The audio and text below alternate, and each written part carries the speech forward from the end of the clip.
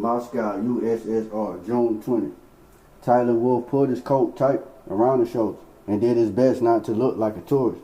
He was, so far as he knew, the first and only American intelligence officer to enter the Soviet Union.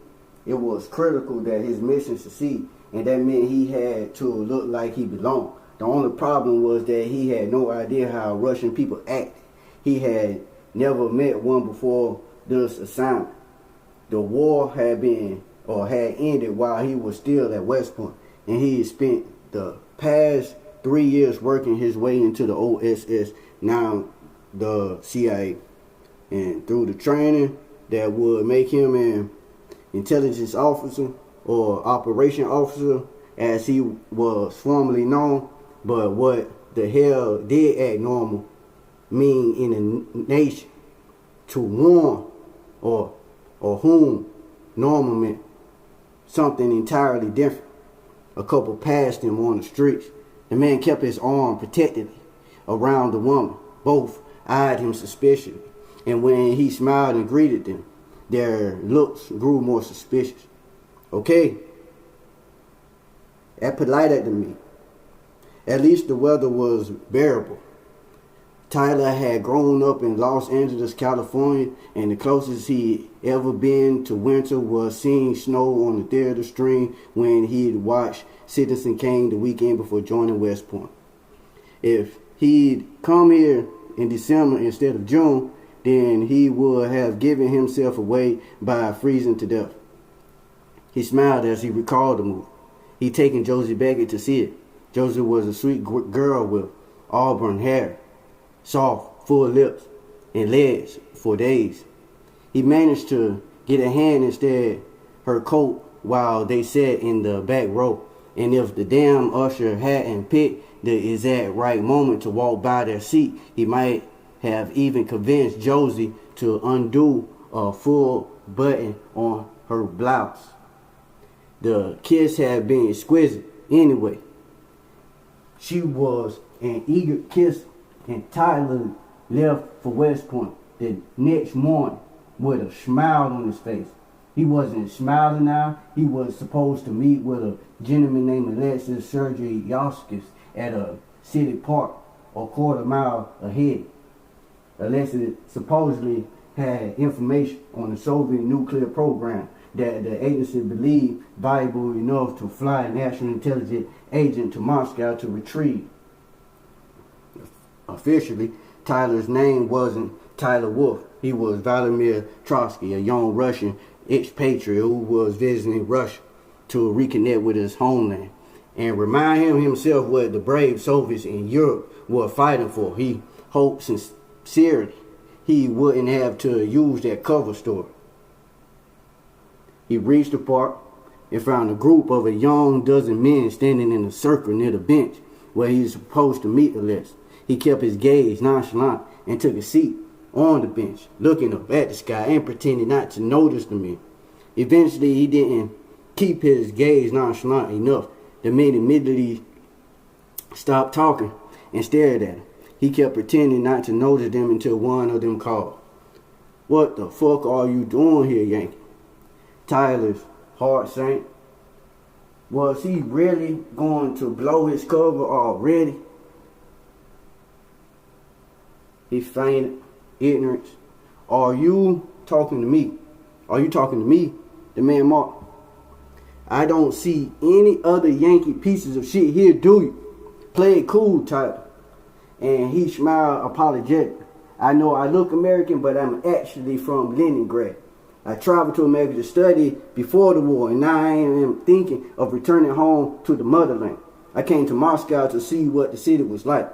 I was visiting Leningrad and Stalingrad as well before I made my final choice. The men chuckled amongst each other. It wasn't a friendly sound. Oh, I see, the first man said mockingly. Tell me, will you also visit Communist Grad?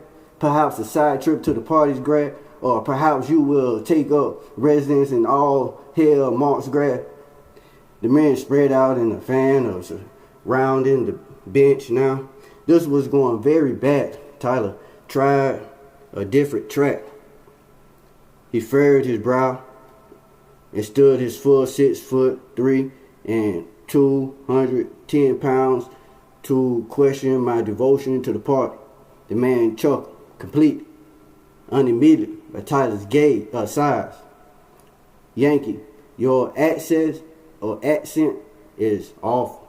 You sound like a German woman who learned Russian from a drunk Cossack she seduced for a passport. The others laughed in Tyler's fault to keep his anxiety for showing. This was going very bad. He lifted his hands. I came here to meet a friend, he said. I don't want any trouble. He came here to meet a trader, you mean? One of the other men said. All 6 of them now glared menacingly at him. Tyler's heart sank further. Damn it, this couldn't happen. Not now, not so soon. For God's sake, he's only been in Moscow for 3 hours. What was he going to tell you, Americans? How to assassinate Stalin? How to learn our military secrets? Yeah, it's that one. Good job, brother. He said he hoped not to direct. I have offended you. I would take my leave now.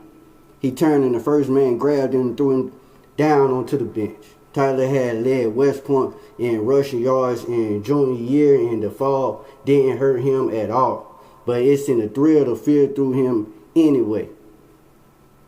Against any one of these men, he believed he would succeed. Against 2, he still felt confident. Against 3, he felt the struggle. But he could get lucky. Against 6, well, there was only one thing he could do now. He got slowly to his feet, hands upraised, placing it. He kept his head low, but his eyes on the jaw of a man who had shoved him. The shoulder yank. The man's words were cut off abruptly when Tyler's fist crashed into his jaw. He went down in a heap, and while the other 5 stared at their fallen companion in shock, Tyler sprinted through the gap. Hey, come back. Hey, oh yeah, he dripped right away, sir. He sprinted deeply into the park, not wanting to cause attention to himself by running through the city.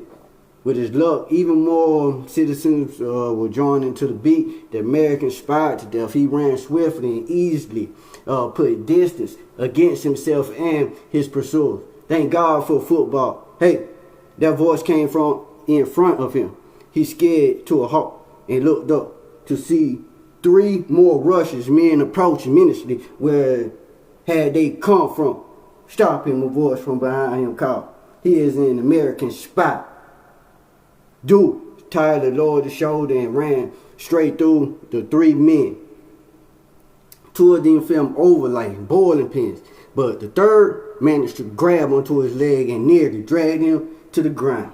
He stomped and righting himself, but the original 5 pursuers had time to catch up, and before Tyler could pick up speed again, he was surrounded. The next 10 seconds were the most frightening of his life. A flurry of punches and kicks came his way. He ducked and slipped and turned, keeping his hands and arms tight to his head. But there was where too many of them and some of the blood slipped through. When he tried to blow a punch to return, it connected. But at the cost of 4 blows to his own head, he was going down hard. And so far in the glorious career of Tyler Wolf, CIA officer extraordinary, he heard a grunt and saw one of his attackers fall. Another cried out and dropped to his knees, cradling an arm that Tyler was sure had been broken a moment ago. A blur of movement, and 3rd attacker fell to the ground and finally hit Tyler that someone was helping him. The CIA had probably sent someone to shout him in case he got into a situation like this. He would have to thank the wall when he got home.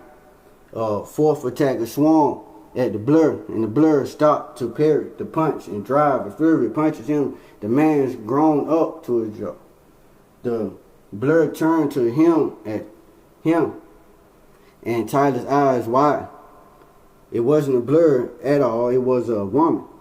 And what a woman. She had long blonde hair that flown around her face in waves, framed in pieces, blue eyes, and noble cheekbones. She had lips every bit as soft and full as Josie Becker. And her body, well, Tyler Wolf was a gentleman, but he was also a man. He gave a lot of his life away to spend some time getting to know that body a little better.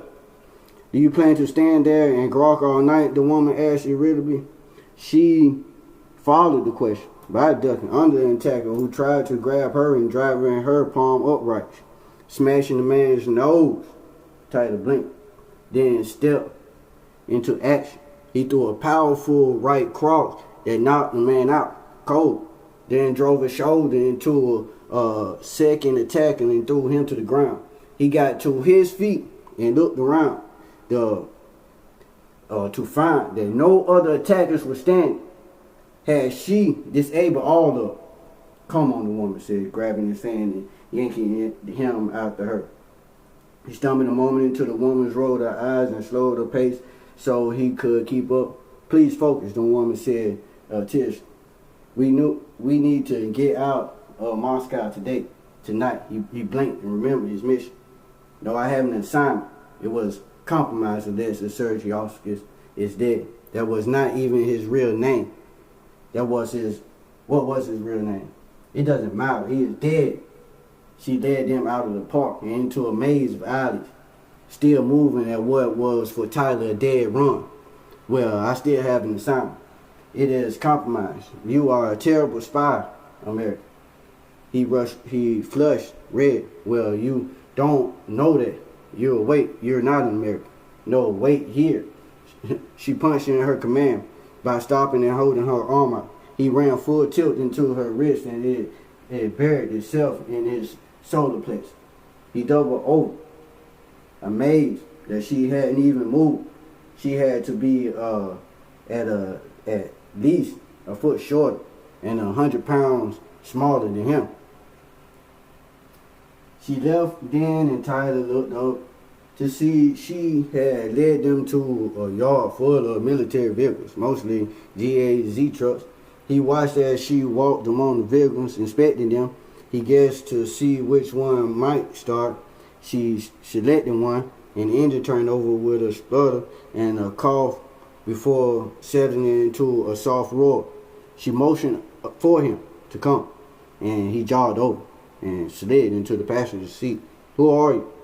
Andy. The name rolled off the tongue like cannibals. He extended his hand. I'm tired. She kept her eyes on the road and didn't so much as look at him. He cleared his throat and lowered his hand. So if you're not American, what are you? French, British, Russian? He stared blankly at her for a moment. Then his eyes widened. You're Russian? Oh damn, relax. I am not kidding with y'all. And don't care about your assignment. You are going to do something for me. Not for the Soviets. He regarded her worries. What am I going to do for you? Right now you are going to be quiet. He frowned morosely at her and settled into his seat. This was really, really bad.